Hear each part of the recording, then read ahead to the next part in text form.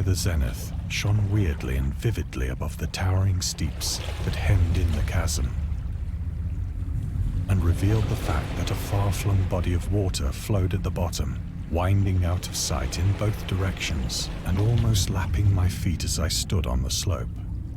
Across the chasm, the wavelets washed the base of the Cyclopean monolith, on whose surface I could now trace both inscriptions and crude sculptures.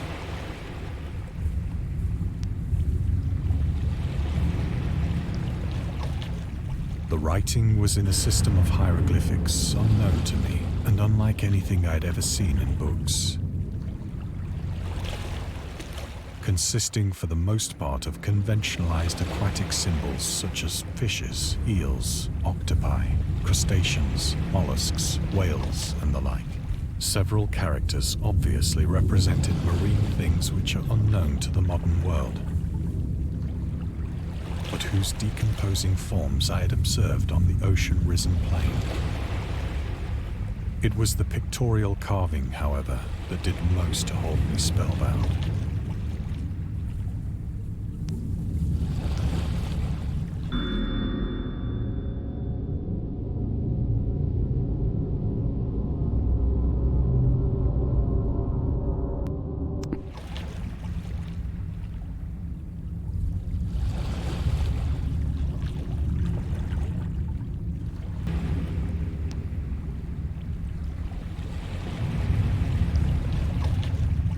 Plainly visible across the intervening water on account of their enormous size were an array of bas-reliefs whose subjects would have excited the envy of a doré.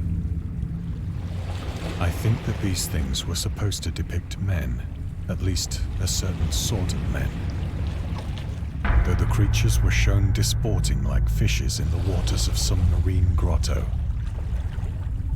or paying homage at some monolithic shrine which appeared to be under the waves as well.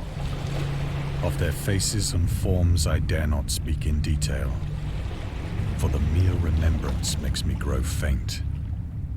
Grotesque beyond the imagination of a Poe or a Bulwer.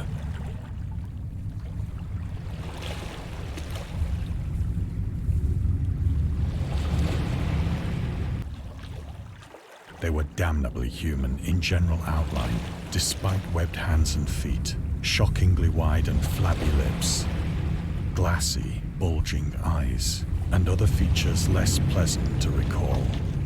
Curiously enough, they seemed to have been chiseled badly out of proportion with their scenic background, for one of the creatures was shown in the act of killing a whale, represented as but little larger than himself.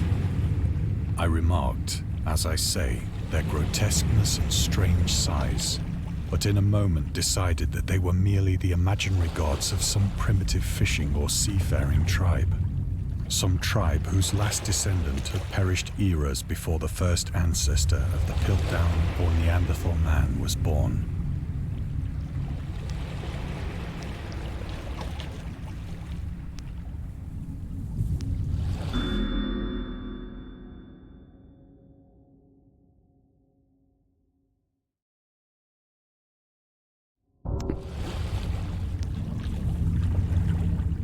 Awestruck at this unexpected glimpse into a past beyond the conception of the most daring anthropologist, I stood musing whilst the moon cast queer reflections on the silent channel before me.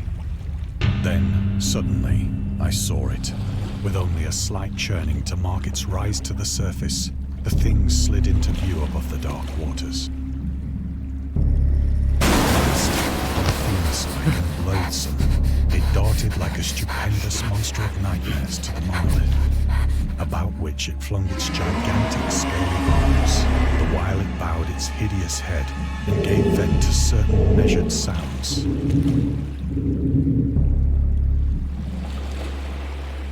I think I went mad then.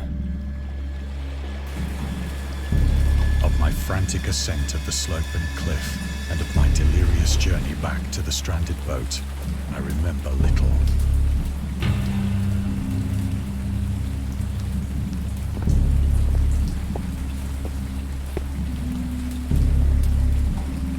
I believe I sang a great deal and laughed oddly when I was unable to sing.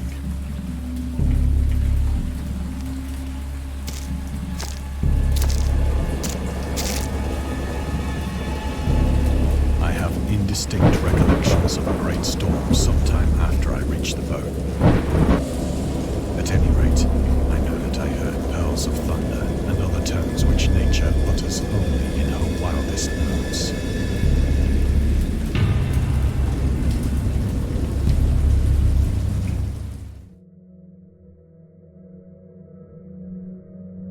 When I came out of the shadows, I was in a San Francisco hospital, brought thither by the captain of the American ship which had picked up my boat in mid-ocean.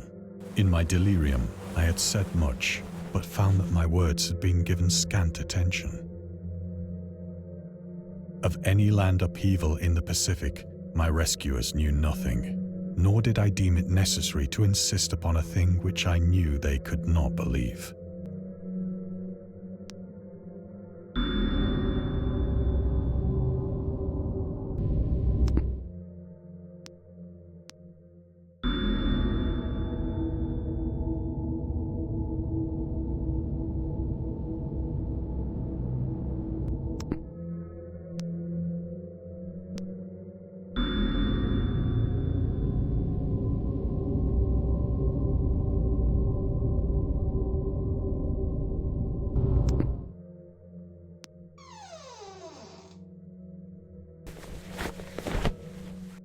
Once I sought out a celebrated ethnologist and amused him with peculiar questions regarding the ancient Philistine legend of Dagon, the fish god.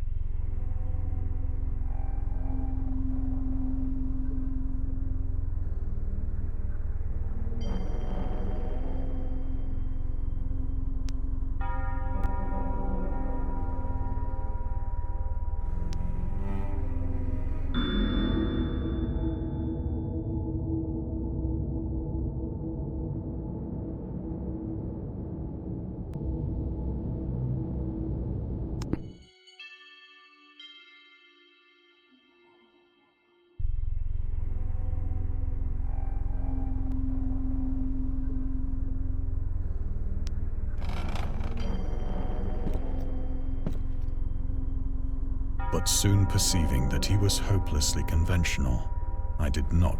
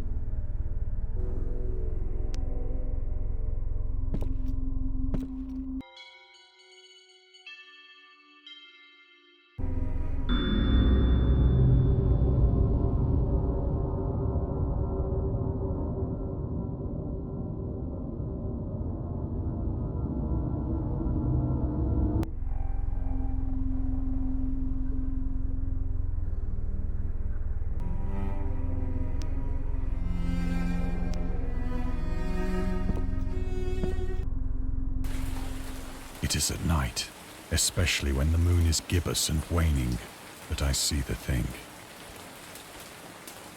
I tried morphine, but the drug has given only transient surcease and has drawn me into its clutches as a hopeless slave. So now I am to end it all, having written a full account for the information or the contemptuous amusement of my fellow men.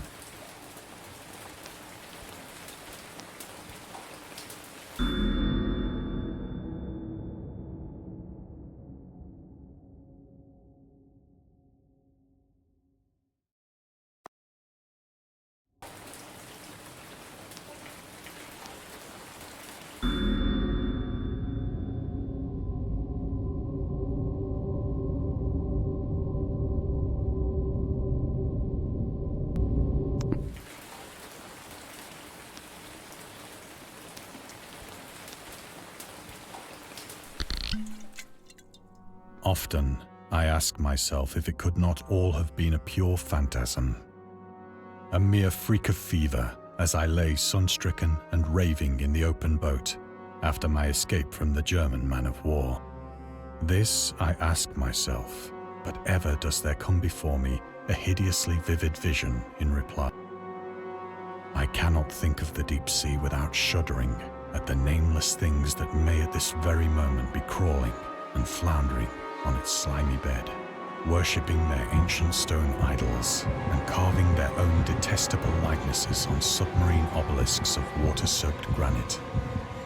I dream of a day when they may rise above the billows to drag down into their reeking talons the remnants of puny, war-exhausted mankind. Of a day when the land shall sink and the dark ocean shall ascend amidst universal pandemonium.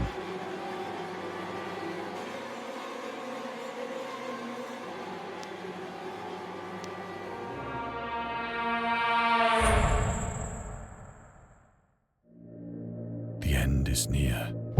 I hear a noise at the door, as of some immense slippery body lumbering against it.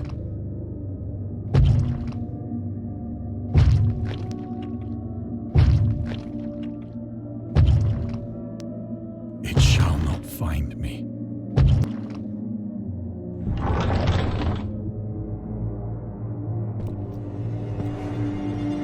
God, that hand!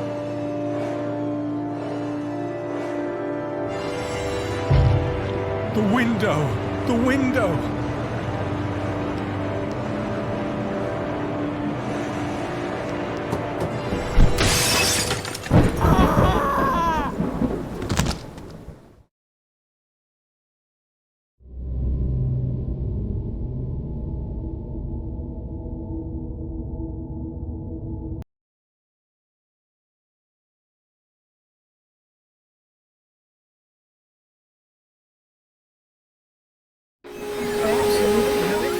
And scary stories have been accompanying men for centuries.